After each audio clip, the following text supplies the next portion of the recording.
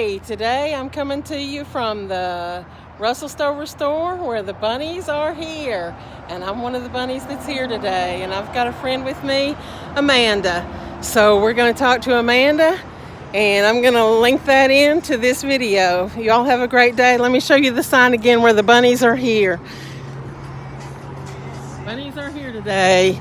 Yay! And that's always a good thing. From the Barbie Jeep. I told you the Jeep was one of a kind and special. Here it is. And here's Amanda. Yay, Amanda. Hey guys, it's Bunny. And I'm here with my friend Amanda. Hey Amanda. We're going to talk about addictions because we're both addicts. Or at least I'm an addict. I think you're an addict, I'm don't you? an addict. Okay. And I'll speak for me, and you can either agree or disagree, I find that what will happen is I may or may not feel the way that I want to feel, and so let's say I start to get upset about something and I will think, okay, I'm going to buy something because that's going to make me feel better. Sometimes I'll be shopping and I'll think, ooh, if I only had that, that's going to make my life better. That somehow that's going to make everything right, or buying that is going to make me feel better. And it does in the temporary. In the temporary, it does make me feel better. And so lately you've been buying what, Amanda? Ceramic molds. And she's been buying a crap load of ceramic molds. How many ceramic molds have you bought lately? In the past 8 months, I've bought about 5,000. 5,000 ceramic molds. Yes. She has bought. And where have you got all these ceramic molds? In my carport, in my house, in my parents' garage, everywhere. Everywhere? It's taking over your house, your life, everything, right? Yes. Okay. And so in the short term, it makes you feel better, right? Because you're excited, you're feeling good, you're buying these ceramic molds, you get these plans going in your head of what you're going to do with these ceramic molds, right? I do. And then afterwards, do you get what happens to me is I think, oh my God, I spent all that money. I do. And then you think, what am I going to do with all these? Where am I going to put all these? And I've spent all that money, and what was I thinking? And then I start feeling kind of guilty afterwards. Do you forget that? Sometimes. And then the excitement sort of fades, and then I'm back to where I was before.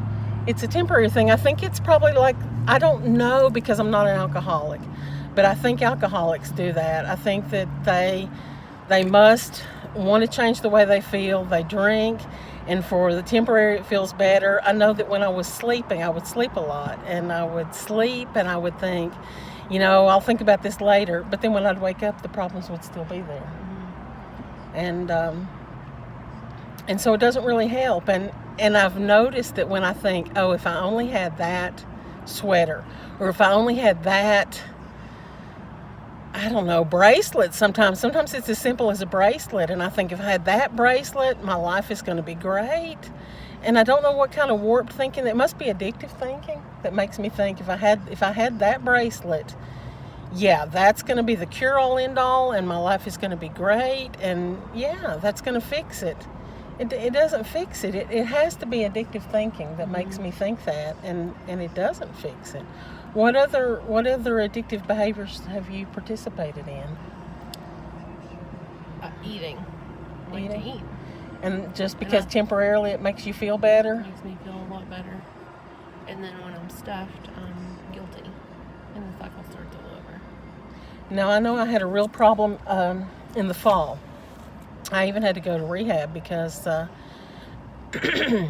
they come out with the white fudge covered Oreos. There's 12 in a box. And I would go every day and I would buy a box of the white fudge covered Oreos. And I would think, today I'm just going to eat a couple.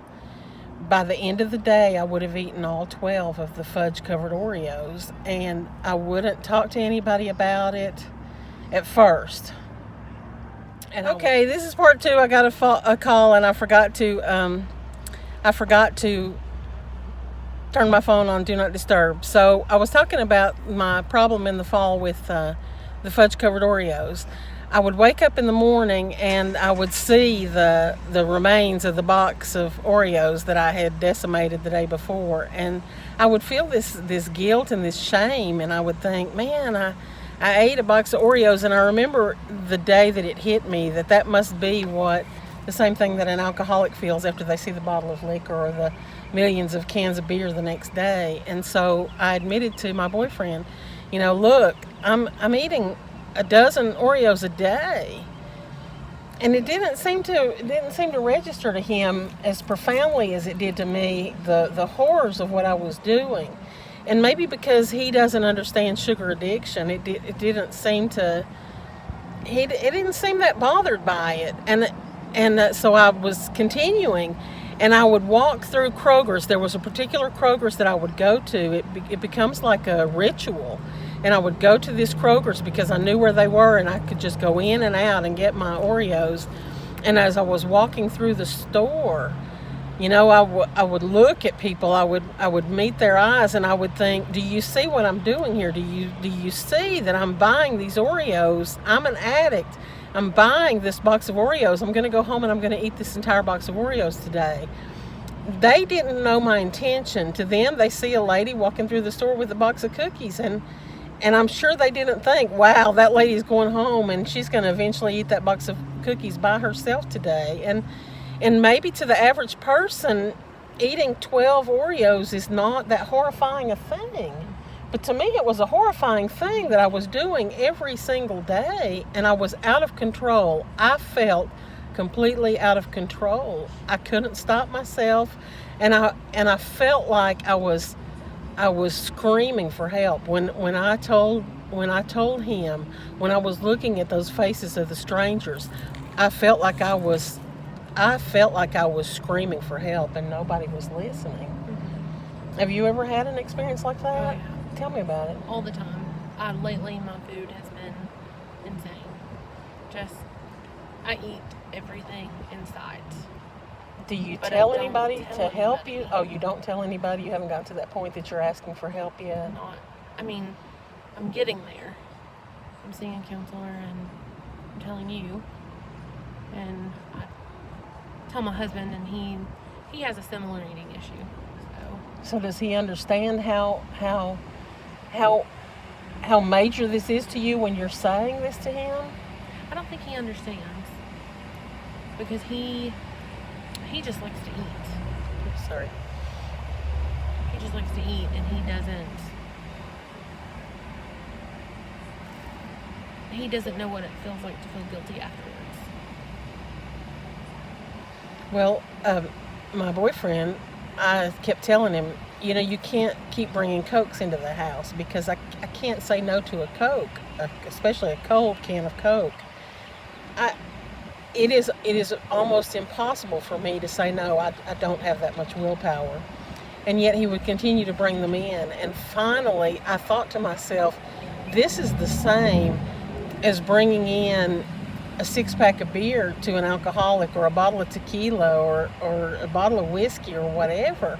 And I thought, if I told him, I'm an alcoholic, would you continue to bring alcohol into the house? And so I said, you've got to stop this. You've got to understand that you can't keep doing this to me. And so he did finally stop bringing Cokes. And I didn't ever get to the point that I actually had to have that conversation with him. But he did finally stop bringing them in, and he did make the comment to me. He said, I have to stop bringing those in because it's not fair to you for me to keep bringing these Cokes in. And I don't mind, I'll buy him Dr. Pepper, because that's no temptation to me. I mean, if somebody said, here's a cup of piss, here's a Dr. Pepper, what would you like to drink? I'd be like, you know what? I'll probably just drink water, or if it was between the two of those, I'd be hard pressed to make a decision. It is that unappealing to me. I will go way out of my way. And there's other drinks too that are not, and he likes Coke Zero. He's diabetic. He doesn't need to be drinking the Coke either. He's diabetic. He likes Coke Zero, and I could buy Coke Zero. I just need to have a workaround. When the girls were at home, I would buy pecan sandies. Mm-hmm. Pecan sandies are no temptation to me. I could have a box of pecan sandies all day long at the house. That is no temptation to me whatsoever. I just have to think ahead what things are not going to be a temptation to me, and do that. But when I'm participating in my addiction, I can sometimes get out of control. And I did learn one day, I went to Walmart and I saw this cute skirt.